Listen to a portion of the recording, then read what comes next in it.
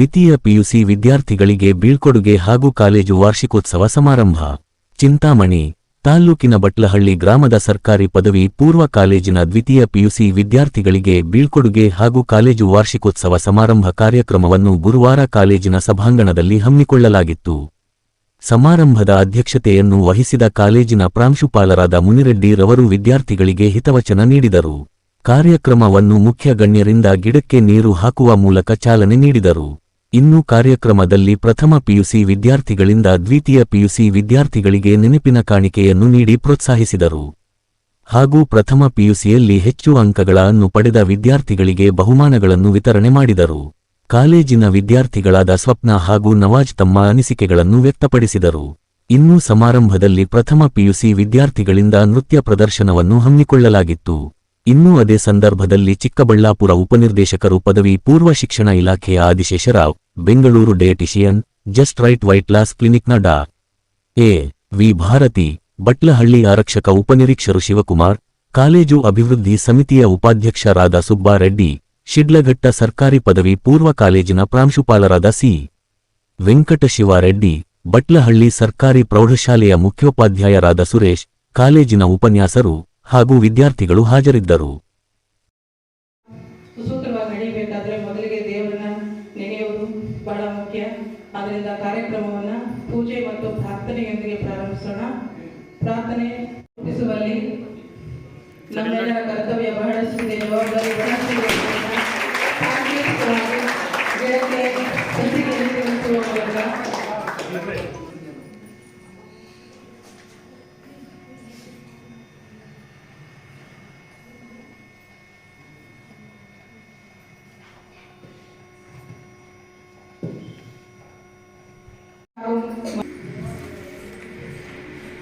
ಎಲ್ಲ ಮುಖ್ಯ ಅತಿಥಿಗಳು ಗಗನ ಎಂ ಭಾಷಣ ಸ್ಪರ್ಧೆ,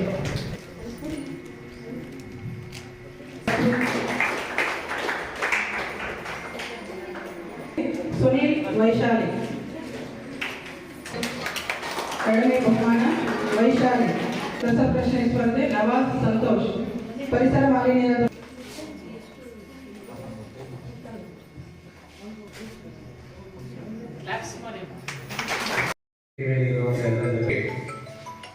ಎಲ್ಲ ಮಕ್ಕಳಿಗೂ ನಮಸ್ಕರಿಸುತ್ತಾ ಈ ಕಾರ್ಯಕ್ರಮಕ್ಕೆ ನನ್ನ ಆಹ್ವಾನ ನೀಡಿರುವಂತಹ ಬೀಳ್ಕೊಡುಗೆ ಕಾರ್ಯಕ್ರಮವನ್ನು ಆಯೋಜಿಸಿ ನಂತರ ನೀವು ಮುಂದಿನ ಕಾಲೇಜಿಗೆ ಹೋಗಿ ನೀವು ಒಳ್ಳೆಯ ವಿದ್ಯಾಭ್ಯಾಸವನ್ನು ಕಲಿತು ನಿಮ್ಮ ಮುಂದೆ ಸಾರಿಗೂ ಪ್ಲಸ್ ನಿಮ್ಮ ಪೋಷಕರಿಗೂ ಒಳ್ಳೆಯ ಹೆಸರು ತರಬೇಕಂತ ಹೇಳುತ್ತಾ ನನಗೆ ಮಾತನಾಡಲು ಅನುಕೂಲ ಮಾಡಿಕೊಟ್ಟಂತ ಎಲ್ಲ ಹೊಂದಿಸುತ್ತಾ ನಮಸ್ಕಾರ ಮಾಡುತ್ತೇನೆ.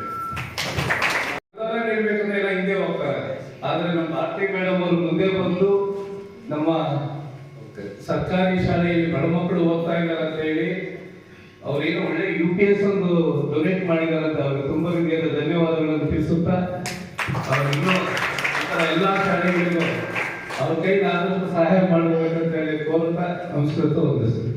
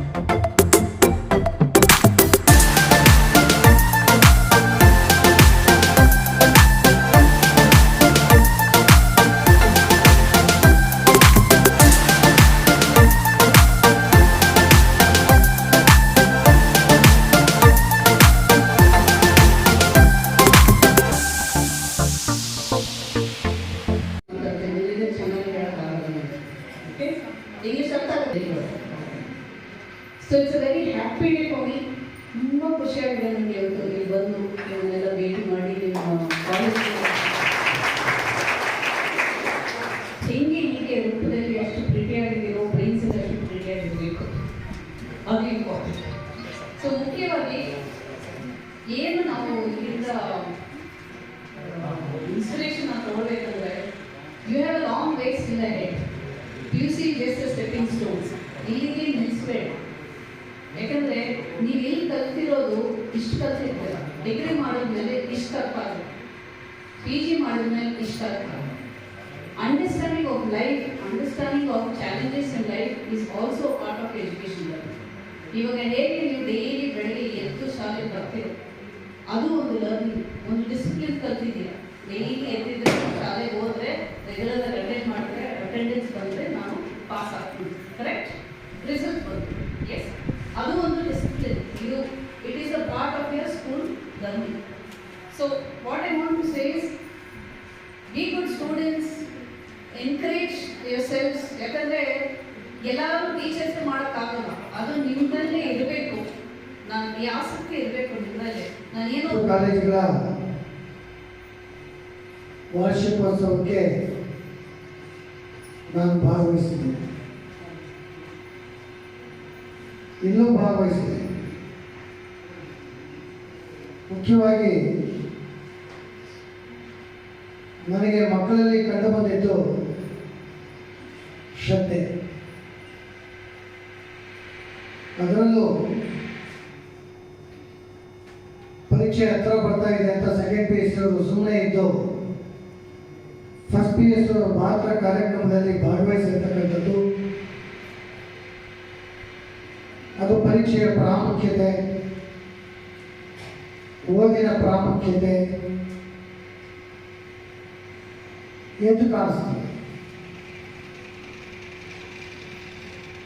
ಈ ಕಾಲೇಜಲ್ಲಿ ಮೇನಲ್ಲಿ ಪಾಠ ಮಾಡೋದಕ್ಕೆ ಶುರು ಮಾಡಿದ್ವಿ ಅಂತ ವರದಿಯಲ್ಲಿ ಹೇಳಿದೆ.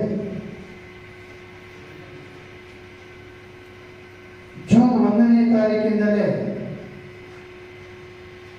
ಮಕ್ಕಳಿಗೆ ಯಾವುದೇ ರೀತಿಯಲ್ಲಿ ತೊಂದರೆ ಆಗಬಾರ್ದು ಅಂತ ಗೆಸ್ಟ್ ಟೀಚರ್ನ ತೆಗೆದುಕೊಳ್ಳೋದಕ್ಕೆ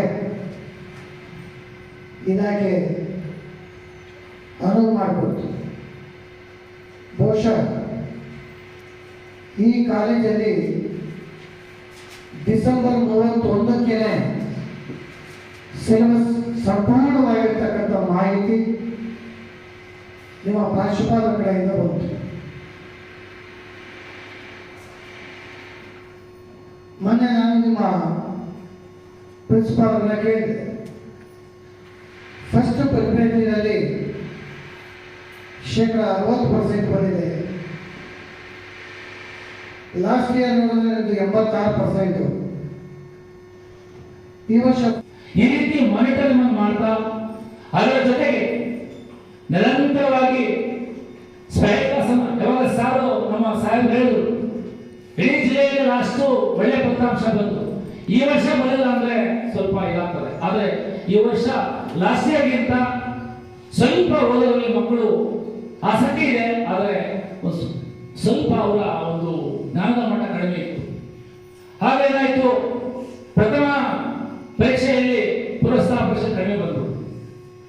ಅಂದ್ರೆ ಕಡಿಮೆ ಬಂದಿದ್ರೆ ನಾನು ಕೊಡ್ಬೋದಾಗಿ ಸಾರಿಗಳಿಗೆ ನಾನೇನ್ ಮಾಡಿದೆ, ಎರಡು ಬೇರೆ ಕಡೆಯಿಂದ ಮನಸ್ಸು ನಮ್ಮ ಪಾಪ ಲೆಕ್ಚರ್ಸ್ ಎಲ್ಲ ಅದಕ್ಕೆ ಬಹಳಷ್ಟು ಕೋಪರೇಷನ್ ಕೊಟ್ಟು ಬಹಳಷ್ಟು ಇದು ಮಾಡಿದ್ರು. ನಾವು ಆ ರೀತಿ ಮಾಡಿದಾಗ ನೈಜ ಫಲಿತಾಂಶ ಬರ್ತದೆ, ಅದನ್ನೇ ನಾವು ಹಾಕಿದ್ವಿ, ಯಾವುದೋ ಎಕ್ಸಾಮಿನೇಷನ್ ಇಲ್ಲ.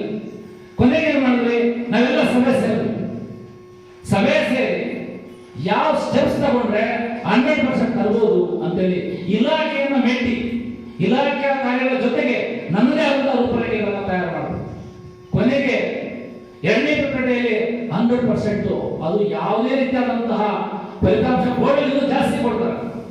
ಆ ರೀತಿ ನಾವು ಪಾರದರ್ಶಕತೆಯಿಂದ ಮಾಡಿದಾಗ 100% ಬಂತು. ಆ ದಿವಸ ನಮ್ಗೆ ಬಹಳಷ್ಟು ಖುಷಿ ಆಯಿತು. ಕೊನೆಗೆ ಅಷ್ಟಕ್ಕೆ ಬಿಟ್ಟಿಲ್ಲ, ಇದೇ ಮುಂದುವರಿಬೇಕು ಅಂತೇಳಿ 4 ಗಂಟೆವರೆಗೂ ನಮ್ಮ